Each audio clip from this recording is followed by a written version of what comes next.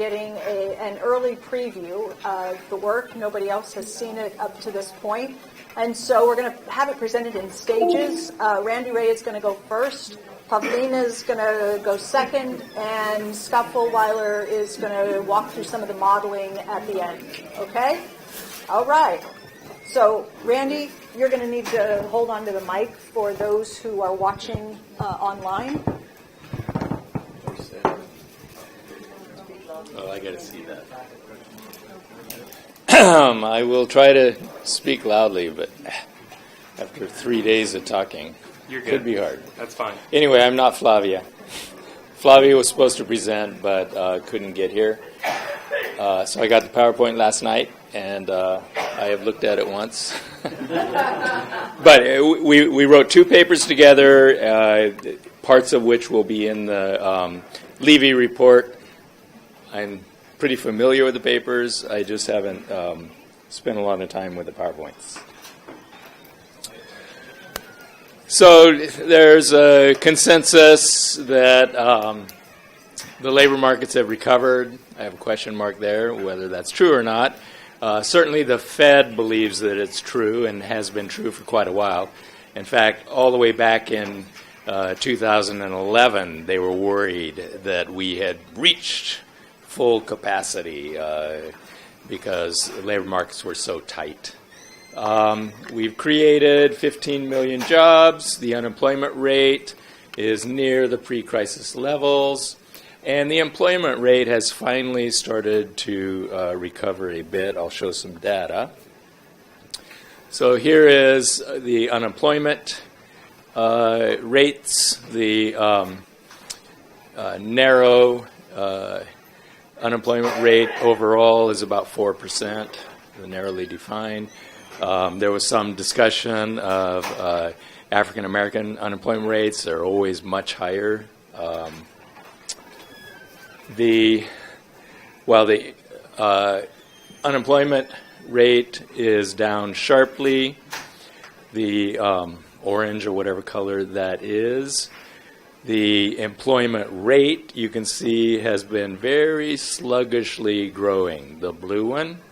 And what you notice is how sharply the unemployment rate rises and the employment rate falls when you go into a recession.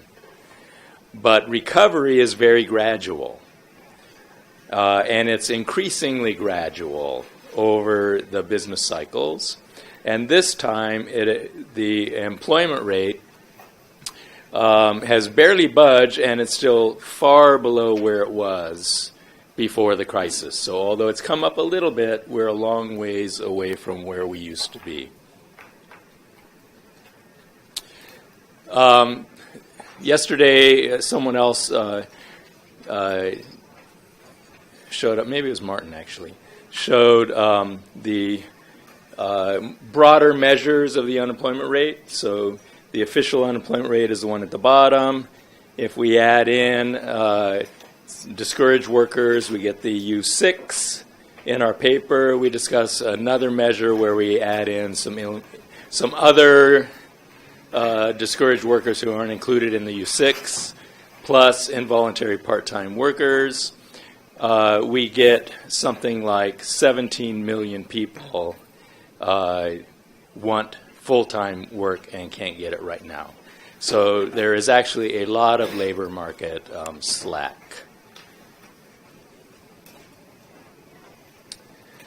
Here are the labor force participation rates for different age groups.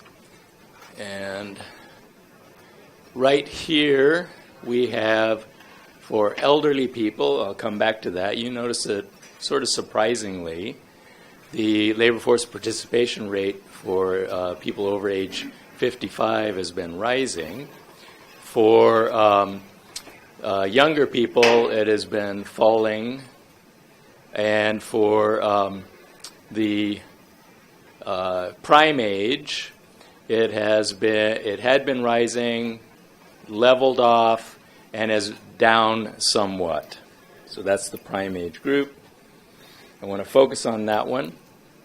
We've looked at the labor force participation rate for prime age overall. Again, this one? Yes. Level and then falling. It had been rising due to rising labor force participation rates of prime age women. It's been falling over the whole period for prime age men. So this is a huge problem that's been getting a lot of publicity, and some explanations have been provided, including the opioid addiction, health problems, suicide in this age group. We discussed that in the paper.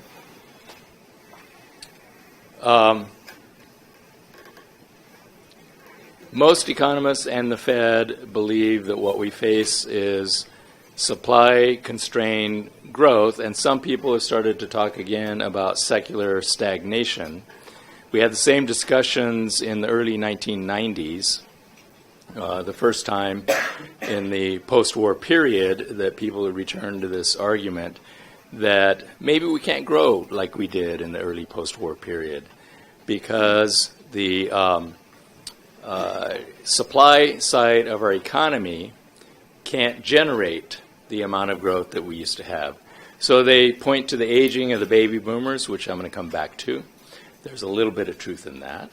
Drug addiction, lack of the work ethic, growing disability rates, overly generous social safety nets, increased schooling, which keeps people out of the labor force for a longer period of time, and then a wide variety of lifestyle choices. We discuss each one of these factors in the paper. I'm not going to have time to go through all of those. But for example, there's a claim that more people are staying out of the labor force voluntarily to take care of children and elder family members at home. But when you actually look at the data, the reduction of the labor force participation rates tends to be by single people, single males, who don't have family members at home. So it actually doesn't explain very much of this. And in fact, married couples with children have continued to have rising participation rates. So it doesn't really fit the lifestyle choices. Others have emphasized long-term secular stagnation, both supply side and demand side.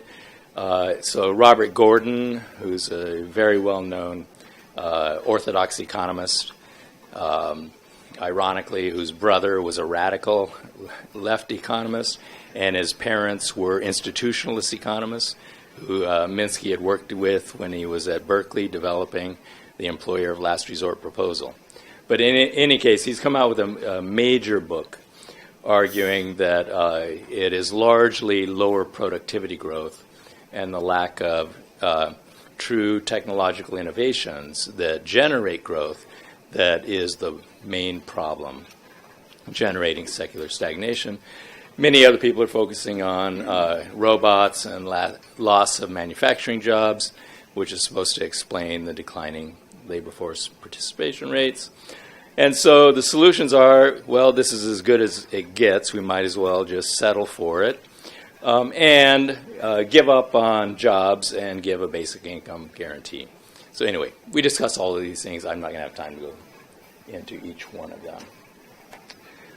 With regard to the aging problem, this does explain some of the decline of the labor force participation rate. So it's because we have a very large cohort aging and retirement rates rise after age about 50, so that this explains some of the decline of the labor force participation rate. It's about half. We have two different ways of measuring this, and this is a new graph. I'm not exactly positive how Flavia did this one, but I expect it's some kind of a weighted average of the two measures that we had. Now, if it is supply side and lack of technology, aging of the population, well, these should be pretty common problems in the rest of the rich, developed capitalist world. In fact, aging is a much bigger problem outside the United States, in the other OECD nations. They're all older than we are and aging faster than we are because we have a lot more immigration and we have a lot of young immigrants who are coming here to work. So you would think our labor force participation rates would be higher and in terms of growth would be doing better, but actually we're near the very bottom. So on the level, we are the red over there on the left-hand side.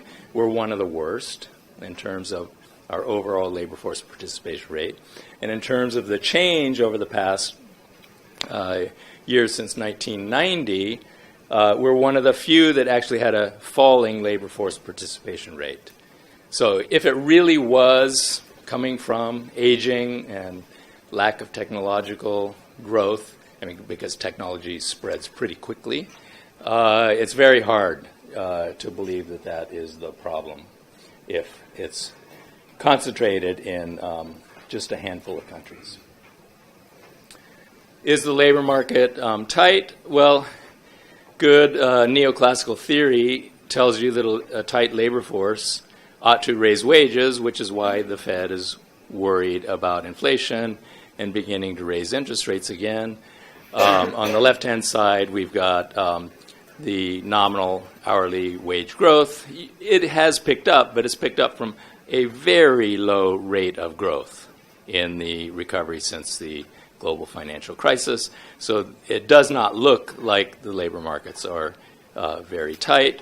On the right-hand side, this is a picture very similar to the one that Rick Wolf uses in his talks. He's been going around the country talking about this long-term trend with rising labor productivity and relatively stagnant real wages. Again, good neoclassical theory tells you that as labor becomes more productive, the real wage should rise in step with that.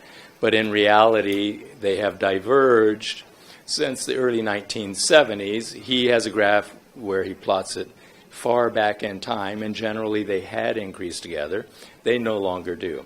So again, we don't see evidence that we have tight labor markets, which should be closing that gap, and it's not. Another picture, employment cost index. So again, the total cost of hiring employees is not rising much. Labor share of value added, so if you think of the capital versus labor share, it continues to go down. Again, not consistent with the argument that labor markets are tight. So all of that really is in the first paper. That one's already published. It's at the Levy Institute. I think that it's something like the end of 2016 is when we finished that one. The new paper is not finished yet. It'll be up at Levy soon. We're looking at the employer of last resort or job guarantee program and trying to get an estimate of how many people would take up an offer of a job to anybody who wants to show up to work. And I think all of our assumptions are very consistent with what Scott is using in the simulation. So here we're just trying to get an idea of how many people would go into the program, and then we do a little bit of analysis, what impacts it would have. Scott's going to do a full simulation. So we adopt Minsky's version of employer of last resort based on the WPA. You take workers where they are, as they are, jobs and projects in every community, not just infrastructure. I made a comment earlier today that we are a service sector economy. Most of the jobs have to be in the service sector, and that won't lead to a gender bias. Only the federal government can afford it, so the assumptions we use are the program wage is set at $15 per hour. Of course, there's a $15 minimum wage campaign. We have full-time and part-time employment available on demand. Non-wage compensation is set at 20% of the wage costs. The benefits include paid leave and retirement, child and health care benefits, program administration materials costs are set at about 25% of wages. This is pretty typical in job creation programs. And additional administrative materials and capital costs, if any, are assumed to be absorbed by the employers. So this morning I said that we would allow non-governmental entities to offer jobs. We would just ask them, how many people can you take if we will pay the wages plus the benefits and some administration material costs. You have to cover any additional costs of hiring. So that's the idea. So the question is, how many people are going to accept this offer? We had two ways of calculating it, and fortunately, they come to about the same answer, and we actually didn't even have to rig it. They come to about the same answer. And Scott came to about the same answer using a different methodology. Okay? So the first is we look at the classification. So the BLS asks people, did you work for 1 hour in the past 2 weeks? If so, you're employed. Okay, so we look at the employed, the official unemployed, and then the out of the labor force population. Okay, and get an estimate of how many from each one of these categories will flow into the program. All right. On the unemployed, we assume that they will flow in. Okay, the employed, we have to make some further assumptions about how many people who are already employed will jump ship into this program. Okay. We're paying $15 an hour. Now, we assume that employers who retain their workers are going to match it. Okay?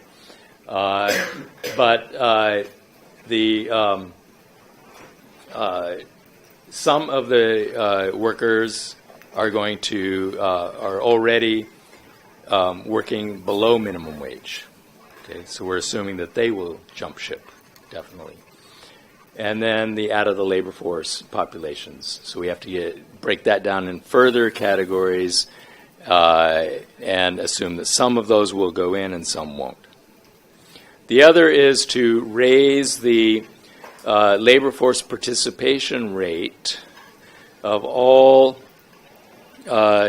groups with different levels of educational attainment to the participation rate of college graduates. There's a very big difference in labor force participation rate between college graduates and, let's say, high school dropouts. And there are some arguments that are plausible that college graduates are more oriented to being in the labor force than people with lower levels of educational attainment. Okay? And so we admit that. But on the other hand, economic necessity is greater for people with lower levels of educational attainment than it is for college graduates because they come from different backgrounds. Okay, and so our assumption is that these two sort of motivational factors balance one another. And so there's no reason to suppose ex ante that college graduates are more motivated to get jobs than people with lower levels of educational attainment. So there's a screening that prevents them from obtaining jobs. So that's our assumption. So we're going to raise participation rates for all groups up to college level and see how many of those there are. I'm not going to go through these tables. You probably can't see them anyway. So here are the number moving from unemployed into the job guarantee pool. We have a high estimate, okay, where we assume that more of them will go in. Keep going, please. Okay, and a lower estimate where fewer of them take it up. We get between 2.6 and 5.1 million who move from unemployed into the job guarantee program. From the employed, we have people who have low wages and also involuntary part-time workers. The majority of the people who are going to move into the job guarantee program are part-time workers. So that's about 6.4 million, and then there are 221,000 who are working at or below the minimum wage, so we assume they're working in the program, and their employers are not going to match the job guarantee wage. And then finally, those who move from out of the labor force into the job guarantee program, that is estimated to be 4.8 to 4.8 million. So total, we get between 11.5 million at the low end to 17.5 million at the high end. This changed a lot between January and July. When we first did the estimates, it was between 15 and 20 million. It has dropped to 11.5 to 17.5 million. This gives us some idea of the impact of the cyclical growth that we had during the first half of this year. It actually pulled more people into the private sector and reduced the size of the job guarantee program. And I think Scott has some cyclical effects too. The other way is to raise labor force participation rates and the employment population ratio, and we get an upper bound of 20 million. But this is for 2016. So it's in the same ballpark as our January estimates using the other method. Okay, then just a couple of analyses of the impact on the labor force. So here's the demographic composition of the people who move into the program. I'll just highlight again, not everything.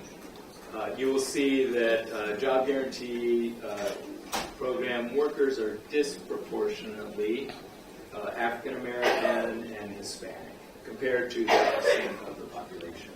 So this program is providing relatively more jobs to groups that are relatively disadvantaged in the private sector. In fact, we also looked at the impacts on poverty. If you look at those living below the poverty line, and someone mentioned at an earlier panel that, of course, the poverty line is far too low. It's not a realistic line in terms of your standard of living and so on, but we're using the official poverty line.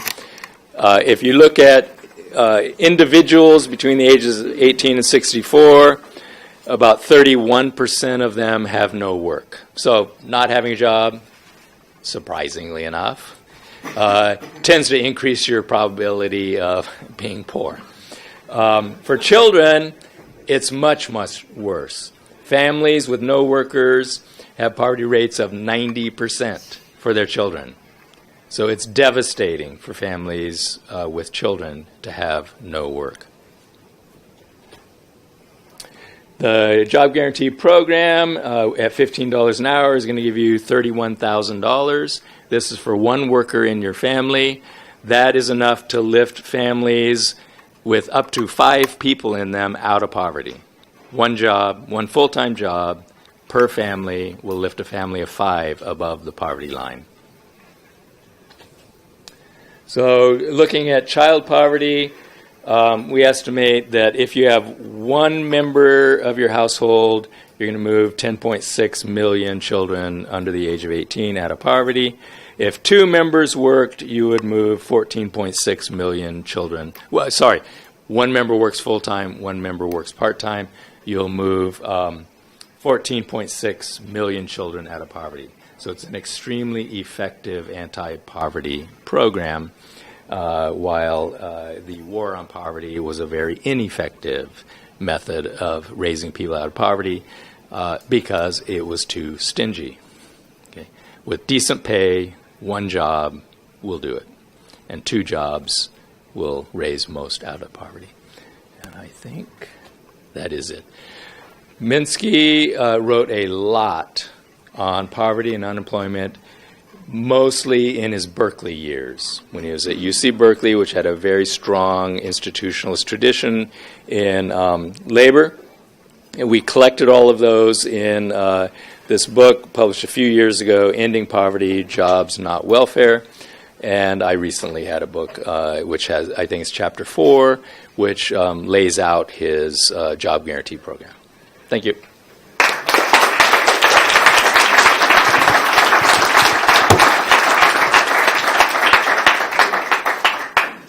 We're going to switch the order. Scott Fullwiler is going to present next.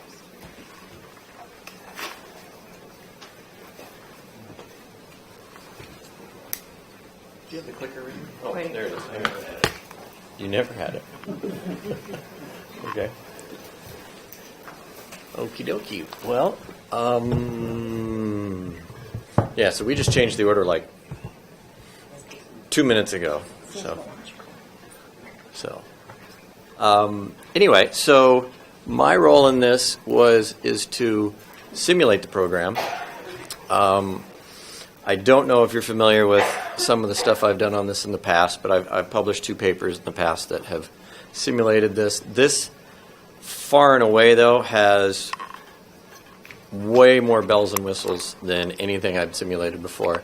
Usually, when I would do this, I'd have to throw in somewhere in the neighborhood of 10 to 15 equations related to the program, and this one was more like 50 that I had to play around with. So anyway, I'm going to be using a model called the FAIR model, which some of you may have heard of. Why the FAIR model? Well, there's a couple of reasons. First off, it is available, and it's a large model. But I'll go through this a little bit. But it's 130 equations. The U.S. version. There's an international version, but hasn't been updated since 2013. So I did use that in a paper that I published in 2013. But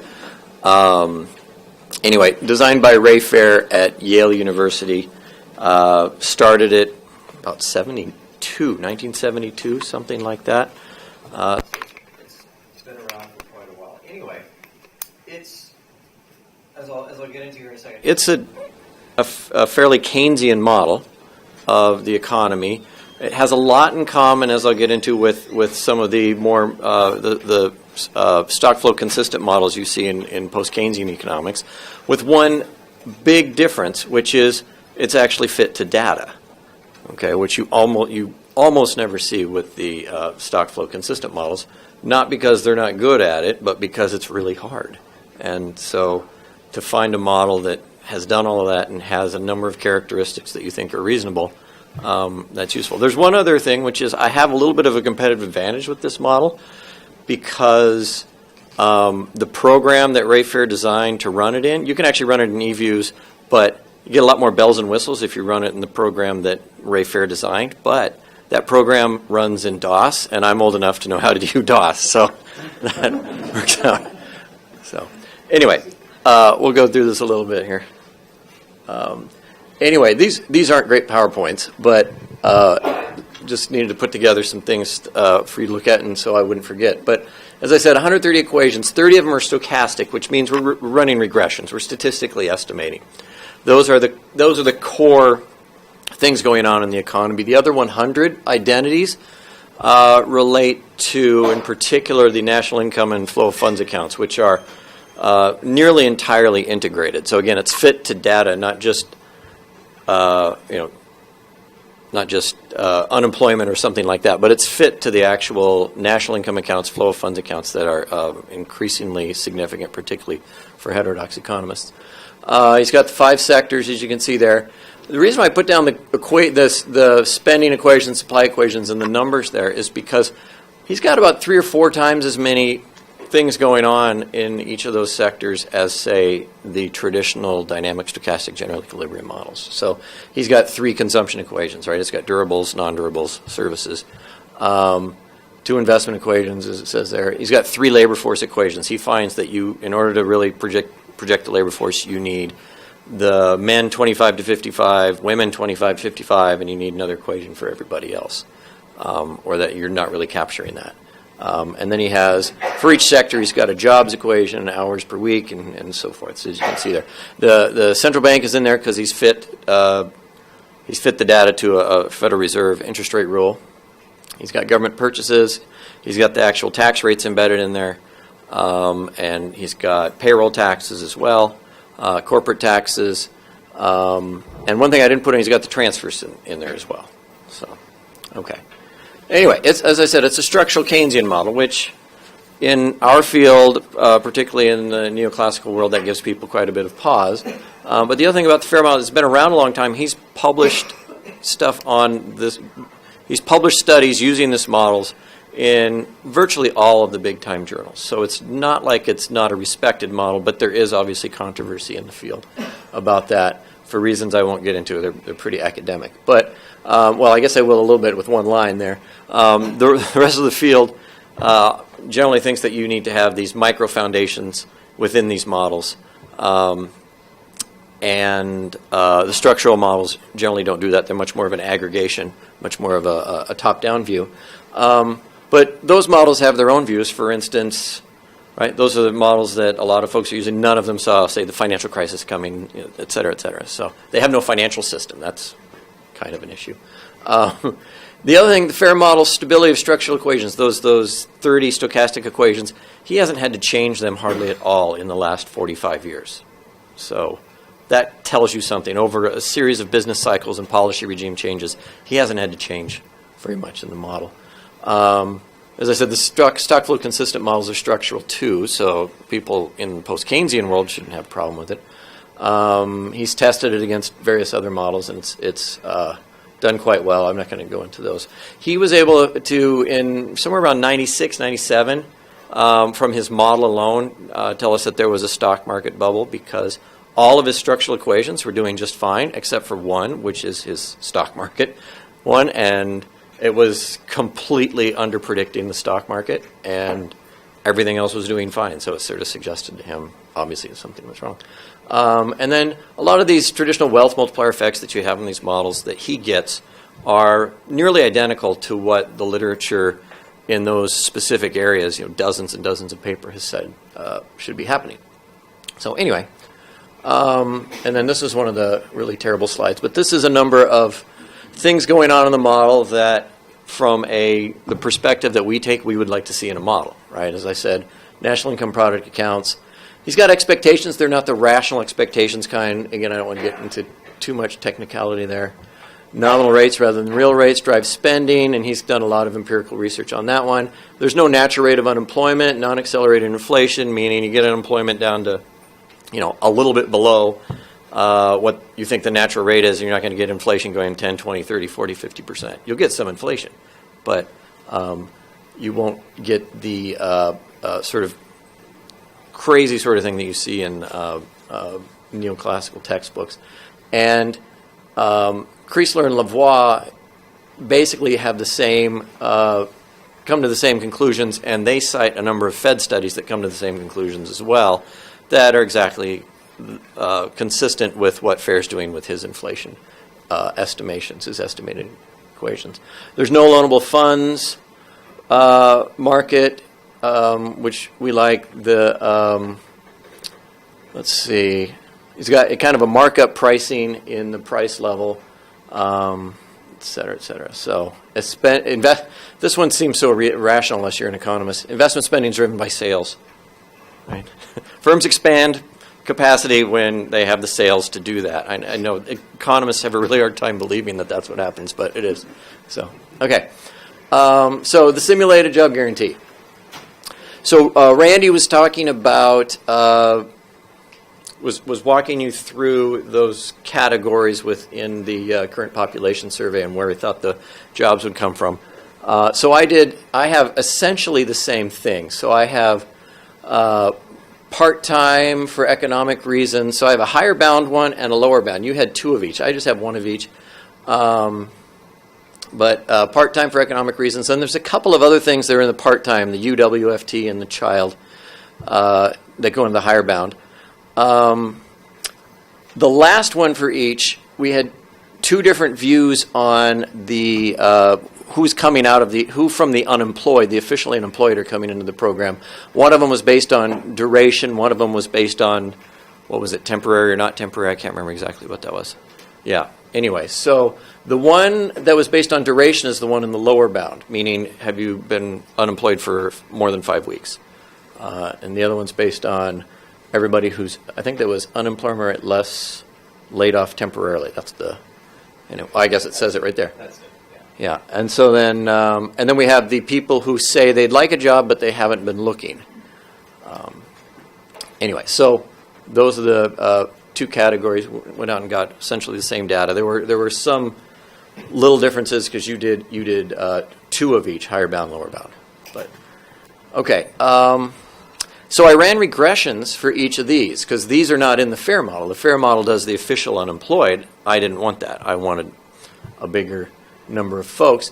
But what I had to do is I generate it internally in the FAIR model, endogenously. So I had to take the variables in the FAIR model to predict effectively how many people go into the model. So to make a long story short, I essentially took in that third bullet private sector jobs, hours, average work per quarter, labor force participation, production, unemployment rate, et cetera, and those actually gave me really nice fits most of the time for those things, and generally what you would have expected, how you would have expected those categories on the previous page to move with those variables. But within the FAIR model, you're generating those things every single quarter, so it was, so then you can have these, right? So anyway, in the interest of time, I'll just move on a little bit. So the program, pretty much what Randy had, $15 an hour, 20 hours per week on average for the part-time workers.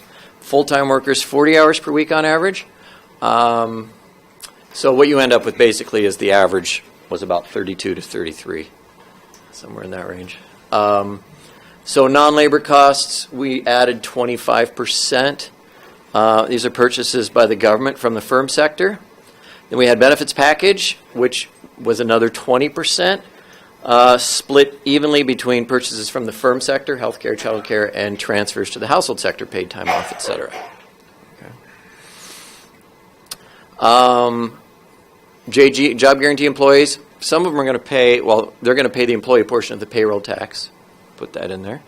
And then had to make an assumption there, so and we're trying to hit it we're trying to be low here, so we make the program as we're biased towards making the program look expensive. Okay, we don't want it to be accused of trying to make it look inexpensive, right? To fit what we'd like it to look like. So anyway, so we assume about a third of the income earned in the program will be taxed in the income tax. Let's see. So some of them would be eligible for unemployment benefits. I mean, you could have different job guarantee programs and just say no more unemployment benefits. But what we did was we basically said, well, let's just say unemployment benefits are reduced 25%. And I think that makes the program look more expensive than it otherwise would be, again, having that bias there. Medicaid expenditures should fall. Well, how much should they fall, right? Federal government last year spent $350 billion on Medicaid. And so we actually just assumed, I think the end number was like about 10% of that, which it might be way more than that because all of a sudden you have pretty much every poor person can get a job and get health insurance. So it would probably replace the vast majority of that Medicaid spending. But I assumed it replaced somewhere in the neighborhood of 10% of that instead. So, and then we also did that at the state level because states paid $200 billion last year for Medicaid, but we ratcheted that down. I think it's somewhere in the neighborhood of $9 or $10 billion. That ends up being that we cut from that. Same thing with earned income tax credit.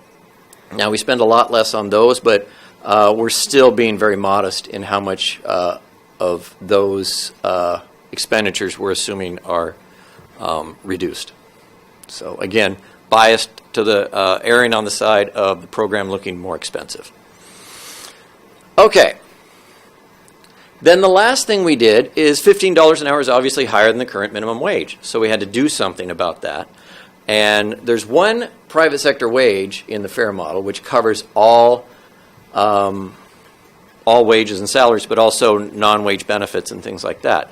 So if you go into if you have a job guarantee, say my salary isn't necessarily going to change, right? But there are people that are in the private sector whose salaries probably would change. So you have to bump those salaries up a bit, right?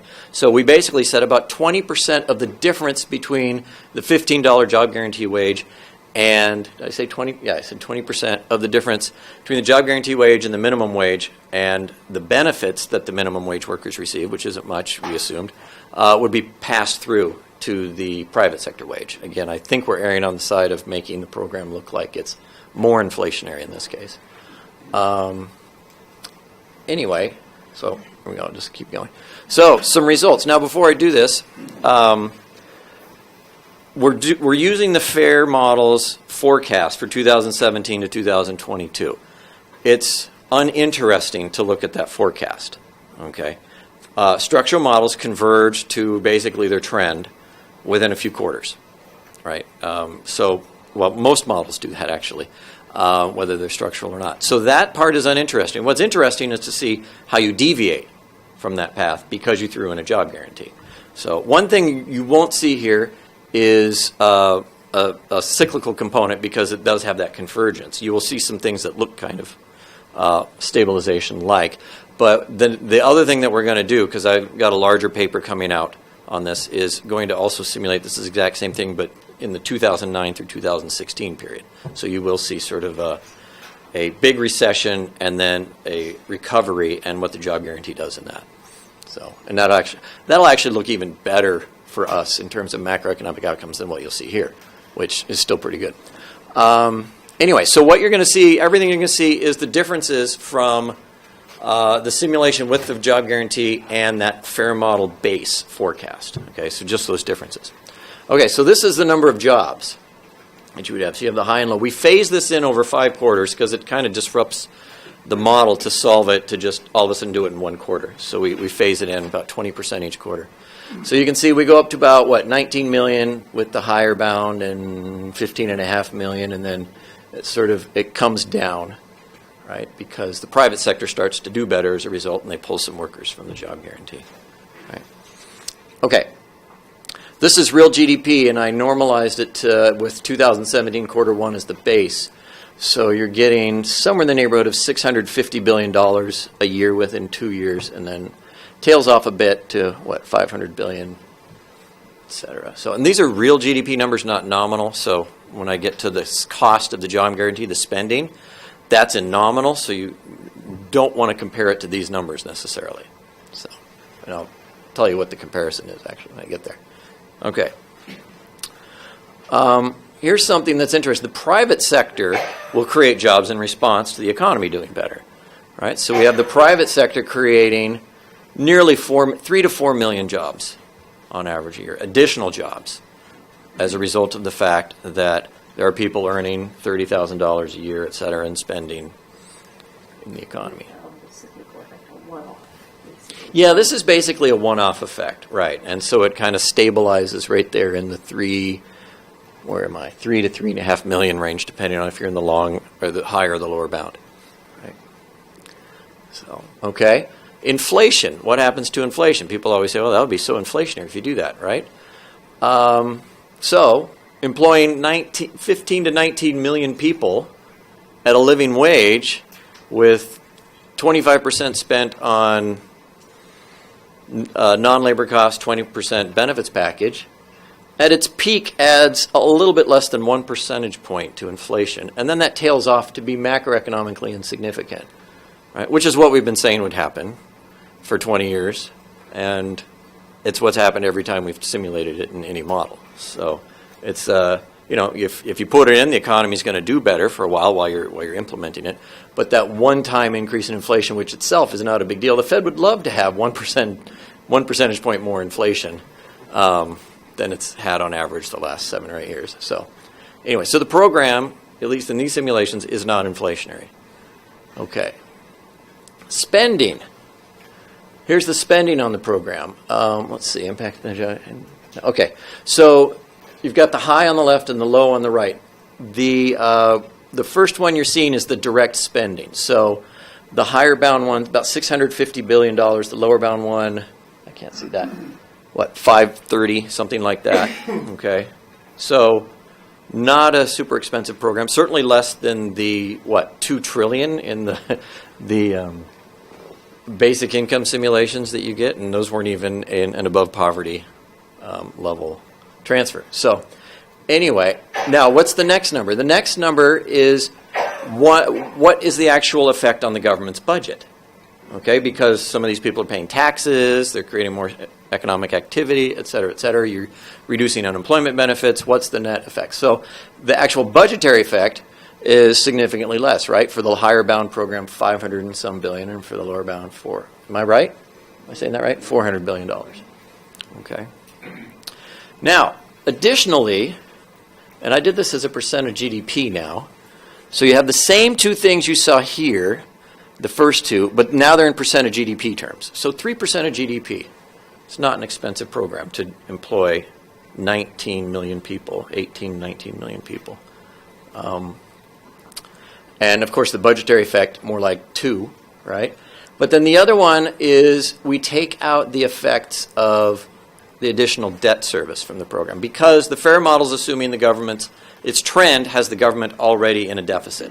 So when you add in the job guarantee, the deficit gets even bigger, and so there's additional debt service for that. What if the government wasn't in a deficit, right? Well, if the government wasn't in a deficit, then the one in the middle is going to be the more applicable one. So the point being, in the real world, you're probably going to end up somewhere in between the second and third one, rather than just the middle one there. Okay, we can talk about that one a little bit more if we need to, but there you go. Now, the other thing is, this is going to help the state level budgets, right? Because there's more activity, they spend less on Medicaid, they pay less in earned income tax credit. So this is nominal in billions of dollars. And the really important thing about this is the state sector they are not the currency issuers, right? And so what we saw when in 2009, 2010, when we got the Obama stimulus, which wasn't big enough anyway and not very well targeted, we saw the state sectors offsetting that quite a bit by cutting their budgets or raising their taxes. This actually, and what you'd see with this is it would have the same nice counter-cyclical properties if I simulated it in a business cycle when I do that. This would reduce the need for the state's level to worsen recessions, because they would have additional income coming in, and actually the most income coming in from this program when the economy's at its worst. Okay, so summing up, simulation suggests the program pays a living wage, provides health care benefits, employs 14 to 19 million people might cost 1.6 to 3% of GDP. Where the program falls within this range depends on how large it is, how the Fed reacts. I actually didn't have the Fed turned on, so the Fed's not doing any of the stabilization you see there. In fact, when I turned the Fed on, everything gets worse, because the Fed's reacting to inflation, thinking it needs to slow inflation down by reacting to the fact that the economy is doing better. But what happens is, I didn't put it here, but in the larger paper you can see it, the Fed does nothing to inflation, exactly what you guys were saying this morning. The Fed doesn't really control inflation, even though we think it does. But it's raising interest rates because it thinks the economy doing better is going to create inflation. What it really does, slows the economy down, sends more people into the job guarantee. And so then what you get is a more expensive program. So if the Fed stays out, it's a much less expensive program, and actually has a better macroeconomic effect. Okay, raise real GDP, let's see, discussing there. Private sector, we talked about that. Effect on inflation is macroeconomically insignificant. Let's see here. State level budgets would improve. And then lastly, I had something on the effect of the Fed. I think in the interest of time, I'll just leave that out. I think that was my last slide. So, okay, I'll stop there. Thank you.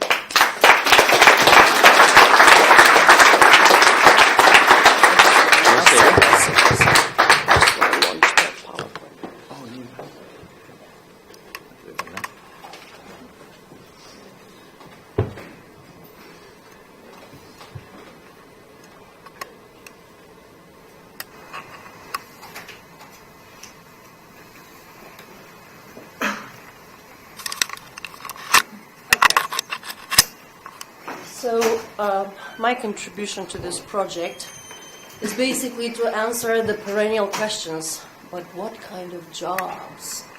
We've answered these many, many times. And in this particular paper, I'm not only synthesizing work that we have done so far, but also adding some new frames, institutional design, features, just trying to create a blueprint so people can visualize how this can be put in place for the United States and what it might look like.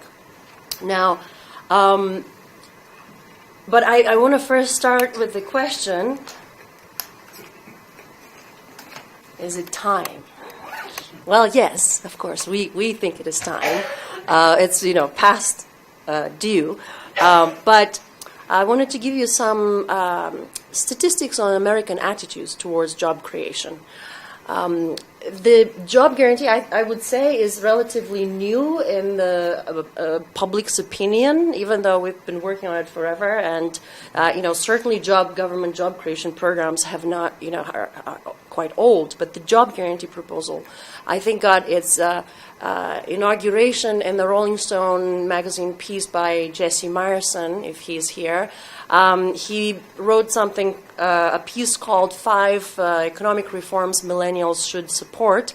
And the first one that he proposed was this job guarantee, and then he proposed 4 others, a basic income guarantee, land value tax, sovereign funds, public banking, I think. Right, I think these were the 5, and so YouGov ran a survey on this article because it created a lot of debate and discussion in the media, and so the question that was asked is: would you favor oppose a law guaranteeing a job to every American adult with the government providing jobs for people who can't find employment in the private sector? At the time, 47% of respondents said that they will support it. 12% were unsure. So in my book, well, let's just educate them. But of course, this was the first introduction of the policy. The second one was the second most popular reform was the basic income guarantee. But Jesse is a very smart man. He didn't call it universal basic income guarantee. He called it a social security program for all. Of course, Social Security is the most popular American program we have so far. And even though it was presented this way, it was still only 35% of respondents favored the basic income guarantee proposal. So it was, a distant second. Now, there is lots of other research on attitudes. This particular paper does a survey of it's a collection of various surveys, old or new, on job creation programs. And they ask the specific question whether you favor the government to be the employer of last resort, essentially, providing, again, jobs to anyone who cannot find it in the private sector. They find 53% favorability. Oh, sorry. This is the basic income difference between the job guarantee and the basic income in Jesse's piece. And the next one is the American attitudes by this study. And all of this is, by the way, in my paper, which is going to be also on the Levy website. And I also should say that apart from trying to present a blueprint and a vision of this proposal, I have a frequently asked questions appendix, which has grown to 50 questions now, but hopefully it will be an evolving document where we will continuously update it and answer questions that come up. But this study shows that the majority of Americans are supporting the job guarantee. What was very interesting in this study is that they updated it later, and they also wanted to check the attitudes of the general public and the high-income households. As you will notice, high-income households, only 8% of them support a job guarantee. So this is a bit of a little bit of the challenge before us. Now, there were 2 different types of questions that were being asked. One is a more general question that you see in a lot of surveys, whether Washington should see to it that anyone who wants a job can find it. That's not quite the question of a job guarantee. The job guarantee is this, directly providing the job. So 53% support job guarantee, employer of last resort, 68% support government involvement. And so actually support for government involvement in job creation programs is relatively strong. In 2013, Gallup also asked a couple of questions, whether the federal government should spend money to put people to work on urgent infrastructure repairs, and whether the federal whether we should pass a law, a federal law, that will spend money on employing, on creating more than 1 million new jobs. And this is 72% of respondents supported both of these questions. Okay. So as we think about a job guarantee, it's no surprise that people keep talking about infrastructure because they seem to be very popular. But again, I think this, we have to start educating the public on sort of the merits of these various design features. There's a long-standing survey in the Kinder, Houston area, and actually I got this from Jeff, who's in this. You pointed this link to me, and I found this study, and then I looked it up, and this study has been running since 86, I want to say. It's been for a very long time in the Houston area. They've been asking these questions about people's attitudes towards different government programs. And there's one question that says again that the government should see to it that everyone who wants to work can find a job. Again, more than 60% popularity support for government involvement in solving the problem of unemployment since the late 80s. But interestingly, after the great financial crisis, the popularity of this approach increased. With in 2006, it was far. People actually supported it more than they supported in 2011 or in 2009, right after the crisis. So I think that the American public is ready. Now, as we begin to think about how we're going to design the policy, I think it's very important that we have the conceptual understanding correct. Like the institutional design has to be informed by the premises, the first premises that we use in explaining theoretically the problem of unemployment. I'm not going to run through these because you're familiar with these. Let me see. It's fine. No, the computer can do it. So, just very briefly, I gave a talk yesterday and I ran through these, but again, the motivation here is that since it is largely a government-created problem, it is incumbent on the public sector and the government to resolve the problem it has created, and the current ways in which it goes about to address unemployment are ineffective. So some of the first premises are that this is a problem by design, that it cannot be remedied by private firms, and that indeed, unemployment in the United States simply is a pool of people without jobs that fluctuate for the purposes of stabilizing the economy and inflation. I think there's a sort of profound, implications of this, that we talk in such euphemistic terms about unemployment and NAIRU, these benefits of stabilizing, but really we're talking about a group of people that, are laid off en masse and sort of rendered disposable in recessions, and then, we do what we can to bring them back into paid employment. So the frame that I am adding to this discussion is based on another paper that I completed for Levy a few months ago, and that's Unemployment as a Silent Epidemic. This frame, I think, is useful first to understand the phenomenon of unemployment and the large social costs that it brings, but also it informs design, how we're going to go about and implement those projects. Where will the jobs be? In which communities are you going to create those jobs? We have plenty of data to see where we have mass layoffs, those initial onsets of mass unemployment, but also if you pay attention to how unemployment evolves over time, you see a very clear contagion effect that happens with a very clear geographic pattern. And so, if we go ahead today and put in place a job guarantee proposal, I will isolate precisely the communities that have chronic unemployment, double-digit unemployment, even in the best of times. And if we target those, presumably there will be some sort of preventative effect, because we're going to be sort of tackling the source of the mass unemployment problem so it doesn't transmit to the periphery.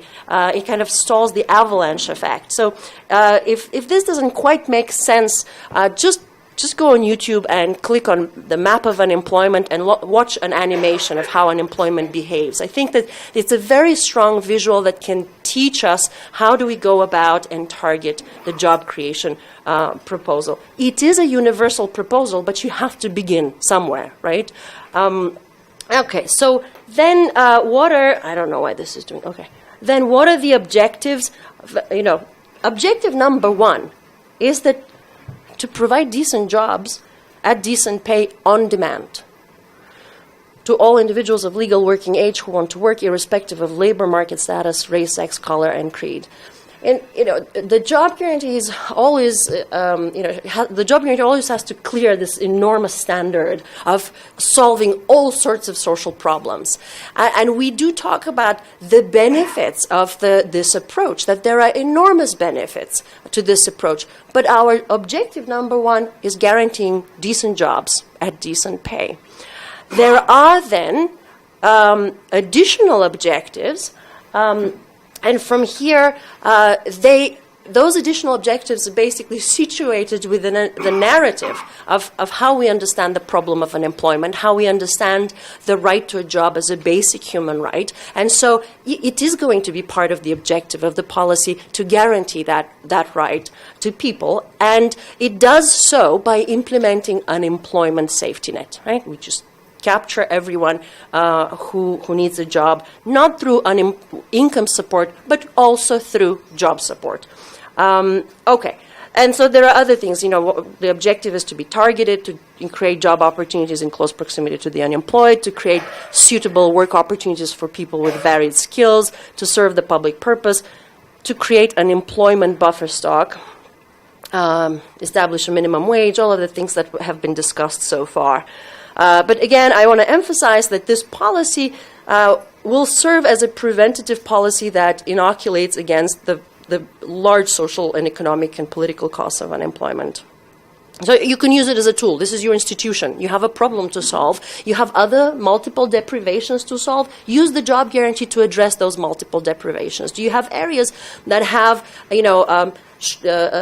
lack of healthy food? Use the job guarantee to provide it. So again, we're not saying we're going to solve all social problems, but it is our institutional vehicle that in its design will be mindful of addressing other social ills, which inherently is going to happen because they are connected. Communities with mass unemployment have multiple social deprivations. So we can match those concerns. All right. Key program features, what do we insist on as we design it? We insist that this is a permanent program. We do not want this to be a crisis resolution program. They are very popular and quickly phased out. We insist that this is a voluntary program, that we are not going to take your other benefits and force you to come in to work in this program. And we insist that it is an open door policy. We will provide jobs to anyone who wants it. We will not turn anyone away. We insist that this is a federally funded program for it to be successful. As we have discussed, the fiscal space for the government is fundamentally different. We want it to be locally administered and target and establish an above poverty pay with a possible goal of a living wage. Again, it's not a workfare program, but also we envision it as a preparedness response, right? We design it, we plan it. We provide on-demand jobs as people seek work. And I'm going to give some examples of how I see this preparedness response. this is a transitional job program. Of course, you can come in and work for a couple of months. You can transition out of it if you find other suitable employment. But I think we should have no illusions that for some people this will be the best option. And they may very well like this job. And so we have to use both frames, that it is both a safety net, but it is also a stepping stone to other opportunities. Okay. And our vision is that it invests in the public good. And what that means to us is that we invest in people, invest in communities, in the environment. Okay, so the paper goes through key benefits in situating this program in the broader progressive agenda. I'll skip that. Now, okay, next. When you think about design, what the program is going to look like today is going to look very different from a program that is been in place and has been running for 10, 15 years. We have a very large problem to solve today, and it will require some amount of planning, but we know from experience that these programs can be up and running very quickly. You know, the New Deal programs were up and running in a few months. The Argentina program was up and running in 4 or 5 months, and they absorbed, in Argentina, 13% of the labor force. An enormous problem. So I don't think we should, see this as an enormous problem, but because it is a permanent policy, we do want to think carefully and not just do it in an ad hoc emergency way and just create our preparedness response. So how do I see the preparedness response? We begin with public jobs banks. We used to call those on-the-shelf projects, so let's retire that term because I think it's been corrupted from the Obama era a little bit. But essentially, that's what it is. We go out and talk to providers in the community, and we enlist them and say, if we provide the funding and the resources, how many people do you need to do the things you want to do? Are there environmental institutions like on the ground that do environmental work, but they need a lot of helping hands? Do the localities have problems that need to be addressed, but they don't have the budget, they don't have the people? We provide both. And so we go ahead and we enlist people with various types of projects and opportunities where essentially you can go and pick from a menu of options, or we prioritize projects that need to be ramped up. Right? We have a massive unemployment problem. We have a massive community problem with urban blight and vacant properties, and we need to do massive cleanup and rehabilitation. Let's just match those two. So that's what the Public Jobs Bank will essentially do. The second, and I'll talk a little more about how I see, which institutions might actually serve this purpose. A key thing for us is the funding mechanism. Like, how do we talk about it's going to be federally funded, but what exactly are we talking about? Like, how would the government actually go ahead and create and fund, create a budget for a program like this? This is, I'm not saying I have the answer, and I'm very much open to suggestions from people like Stephanie who have experience with the budgeting process, etc. But we have the problem here is that we need to have a counter-cyclical function. We don't know how many people will show up at the office to seek work. Right? And we need to prepare a budget that will allow the government to fund those people who are coming in. So I propose that we establish an unemployment relief fund that is, part of, let's say, the Department of Labor, and that initially, that unemployment relief fund will have to be based on our calculations of how many people will come in. That will be the original budget. But suppose that we're putting in the job guarantee tomorrow, and at the end of the year, we have another financial crisis, right? And suddenly, en masse, thousands and thousands of people are being laid off, and our budget doesn't allow us to employ those people. Even with a fixed budget, our approach is going to be superior to the Obama Recovery Act because we're already going to be employing a whole bunch of people. But of course, we want to employ all who need to come for work. So the model that we could use the counter-cyclical feature of funding the job guarantee is disaster relief, disaster emergency relief. That, when, 5 hurricanes hit the coastal area and FEMA has ran out of budget, there is a supplemental appropriation that is provided to address those needs. So, because I frame unemployment as an epidemic and because it has enormous social costs, I think it is useful to think of it as a disaster, right? As a disaster for the communities, for the people. And so we could potentially think about creating the job guarantee as part of the Stafford Act of 1988. And if the Stafford Act can't quite provide emergency funding for the extra additional unemployed people, then we might want to pass legislation. But we already have a fund that exists on the books, and I think it's called the Disaster Unemployment Assistance Fund, that provides money to people who are rendered unemployed from Harvey or Irma hurricanes, right? From hurricanes. So that already exists institutionally. So I'm saying, just extend this to others, who from other disasters, financial crisis disasters, unexpected other events. And that could provide that buffer, that financial buffer funding mechanism. All right. So what else can we do here? So what are the institutions that are going to be involved here? The Department of Labor, state and municipalities, one-stop job centers. In 2012, the government already relabeled the unemployment offices. We call them job centers. Right? They do everything except provide jobs. Right?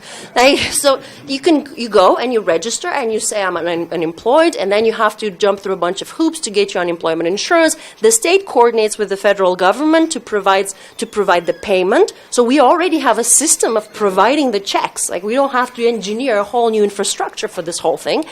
And so at the same time, those one-stop job centers provide training and education, assistance, one-on-one assistance with, stress management and financial management, whatever, everything but a job. And so let's just make them true one-stop job centers, and they're quite a lot in communities. So they are on the ground, local, and these centers can become the public jobs banks. Like, these are the centers where they will be the warehouses of the various jobs that we have already discussed with various providers. And, others can come in and sort of apply to be providers for jobs, and we can continue to work within the community, institute some sort of bottom-up democratic process of providing jobs, and use those centers of disseminating them.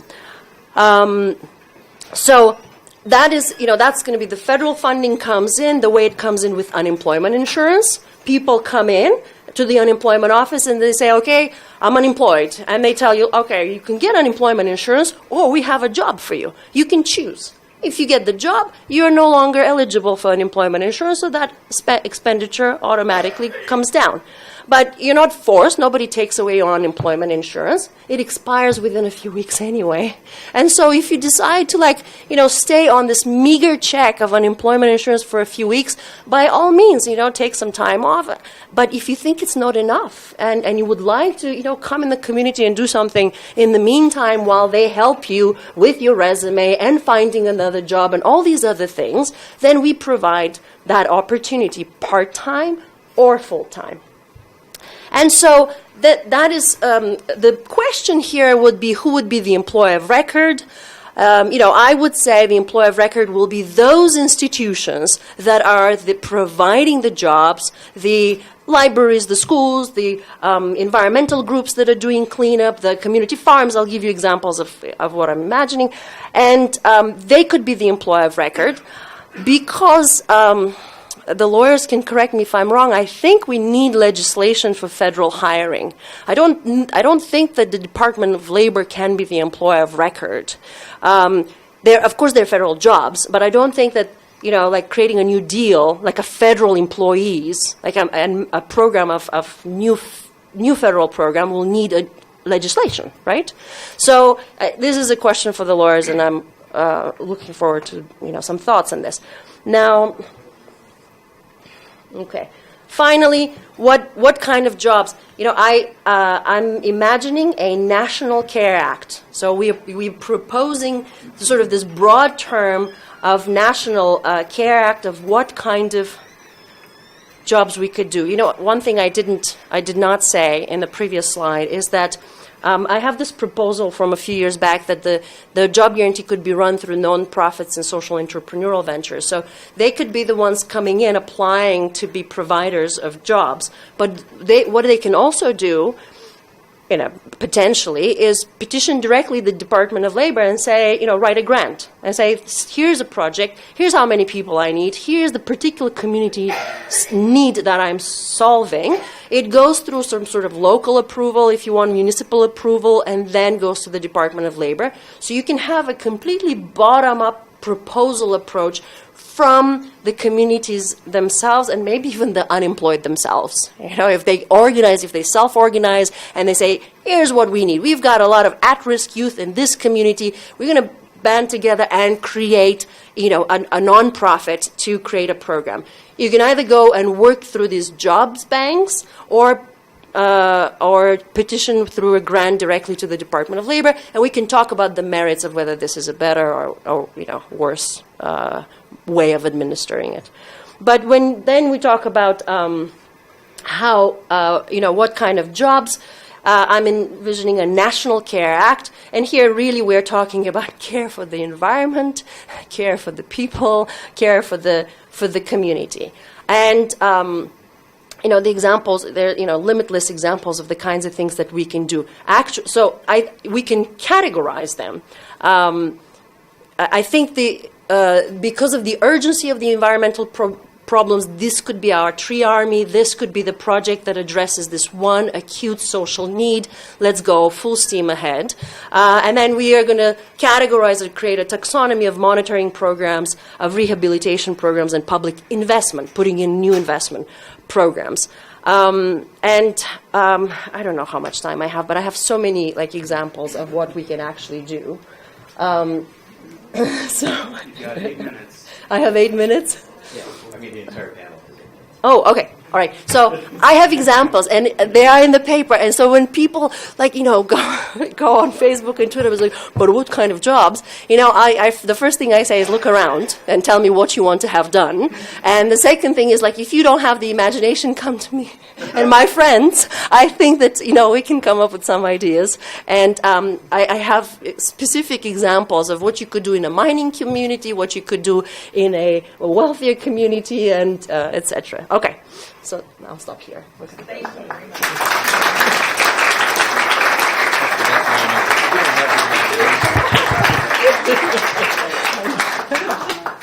Okay, well, we've got a little bit of time. I hope we might have more, but let's see. Quick questions, and we'll do quickest answers we can. First hand was there, and there. Okay, a couple of comments on the question, Martin Watts, Newcastle University. The question is to Randy is a fairly low-key one, and that is, I presume the poverty level is defined in absolute terms, is it?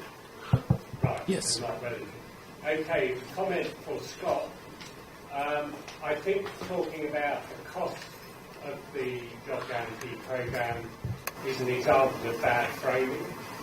Cost to who? There's no cost to anyone. Yes. So I would be simply talking spending. about outlays by every government. Yeah, I would not spending. be talking about cost, because I think cost, Did I say cost? you did. Yeah. Did my slide say cost? I'm not sure, but you said this. But anyway. Well, what I say and what I write are often two different things. And just a point that came up. I said spending and budgetary impact. Yeah, that's not. That's good. We won't have I detected a hint of, okay, we want to fit these JD jobs to the type of people who were wanting them. There was also reference to skill, and I think we've got to be very careful there, because you start getting arguments from people who are hostile to job guarantees, saying you really should have a differentiated JG wage according to skills. That's something I think one needs to be somewhat careful of. Well, can I say something on Yeah, that? go ahead. Well, yeah, there are different job guarantee proposals. Ours is the same wage to everyone because it sets the basic wage in the economy, and the argument that people with higher skills should be paid more, yes, they should, and the hope is they will be the first ones that are pulled out of the program.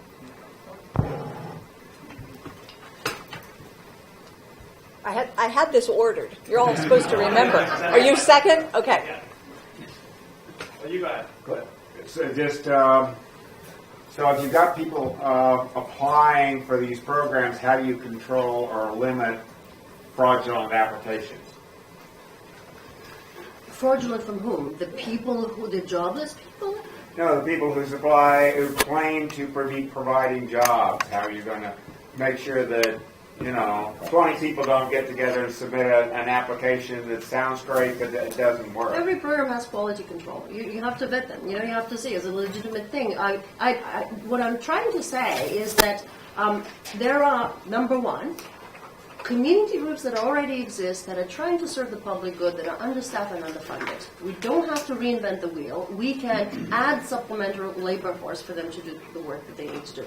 Number two is that we can identify areas where we don't have enough providers to do the work. So, I use this example of the food desert problem in the United States, right? We could use more sustainable agriculture across all of our communities, and they're fabulous models of how this is done. Right here in Kansas City is my inspiration. The urban guys, we should invite them next year to our conference. From when they started to where they are today, they have done phenomenal work. They started with a community garden, and now they train ex-convicts, at-risk youth. They do a tool library for the community. They've done countless things. And so what I'm saying is these things might not be there in other communities, and they might be done by people who are not officially in a nonprofit. So you will have to have some sort of quality control mechanism, but I don't think we should be discouraging this kind of entrepreneurial solution to public problems. Right? So, the way it's described, it sounds like with the sort of come and go situation where someone can come in, and then a few months later, if they find new work, they can get something else. But my question is, even though that's sort of an at-will arrangement, it sounds like, would the people that were actually working in the program be represented by a union? In the same way the federal employees, if it was a federally implemented top-down sort of situation, would they be represented by a union? I think yes. If they organize. Yeah, they are. Every country tries to do it differently. Right. It's not really Kelly, I possible. saw your hand next, and then we'll do 1, 2, 3. Okay. My question draws on past discussions around conceptualizing a program such as this job guarantee, and I believe I recall one of the priorities that's been enunciated in the past is that the program would try to be minimally disruptive of the private economy and private employers. And it seems that this construct, which includes a living wage and benefits, and I think even admits some of the participants would be drawn from the private employer group. Can you address that? That seems to be fairly disruptive in some way. Although I love the program. I love it in so many ways, and all it would accomplish. But that element of disruption of the private employer group, can you comment on that? Well, we wanted to make this as big as possible. Okay, $15 an hour is, there's a major movement around the U.S. In many cities, actually, it's not much of a disruption.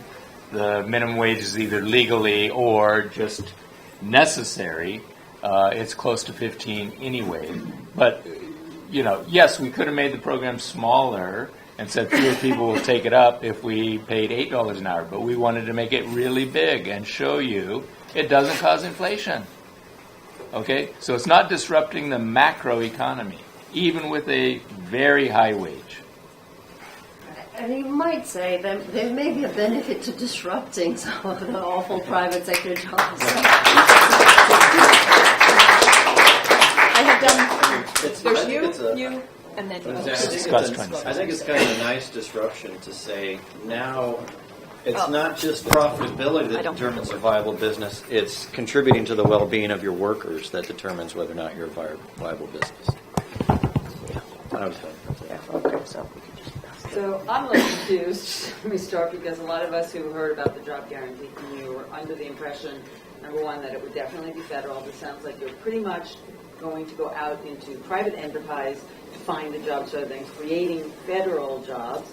We also thought there would be situations like where we read, people who take care of elderly at home, people who are home care people might have the opportunity to be supplementing as we pay people, hire people to do that. How about we stay home and we give you that income to stay home as you're not a federal employee, you can't offer them all this insurance and stuff. I'm going to tell you that right now. But so that was a confusion. Or people who perhaps were going to provide into the community music, art, theater, things we've lost that the WPA did for a while. So I don't hear that.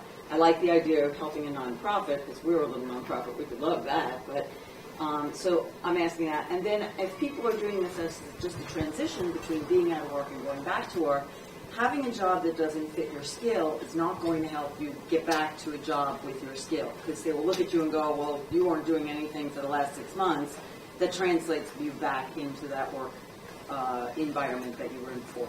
Okay. Might do it better than being unemployed. But well, no, I agree with you. I'm just curious. Well, you have to remember that's the alternative. The alternative to a job guarantee is not working. Well, I understand that. But we talked about it being a way to keep people's resumes valid. So my first question is about the variations of jobs and definitions for different things, like I just said. Mm-hmm. And the other one is that transition, because for some people in some jobs, that doesn't help them. It keeps them employed. Yes, that's great. It puts more money in their pocket. Okay, so I'm not sure what I said that, created the impression that I'm talking about private sector providers, because I'm not. Non-profit is different. I am talking about public institutions that will be the providers, or not subsidizing wages or providing, we might have some apprenticeship programs for young people where they can go to, I'm not entirely opposed to some participation from the private sector, but in general, these are public institutions. And no, we are in the kinds of things that we support. So because I didn't go through the examples, maybe that's where the confusion is. When I say care for the people, I exactly mean elder care, after-school programs, special programs for children, veterans, mothers, at-risk youth, former inmates, the disabled. The benefit is this, that you're no longer the patient of a welfare policy. You are the agent of the welfare. So you are a veteran who is participating in this program for veteran outreach, and you become the agent of change. So it's very, truly participatory.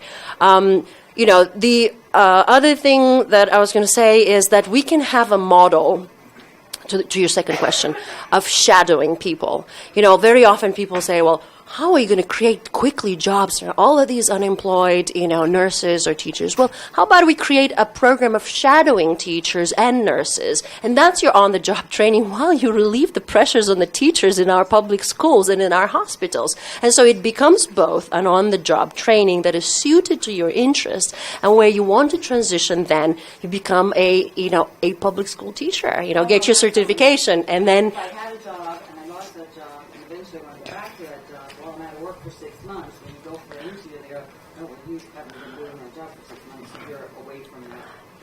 I understand, but it's not our obligation to provide, jobs. You're an architect that you've lost a job, and we are not our obligation to meet your specific skill. But you are an editor, and a lot of skills are transferable. So I don't think that we should even think that they, somehow like it's got to be this particular job. But you are, let's say, an editor, but you're disabled. You can't go in the field and plant trees, but you can definitely help the city with, some communication, dissemination, creating maps, or whatever it is for the environmental agency. Like, there are skills that we can use, and we can fit those jobs to the people with their skills.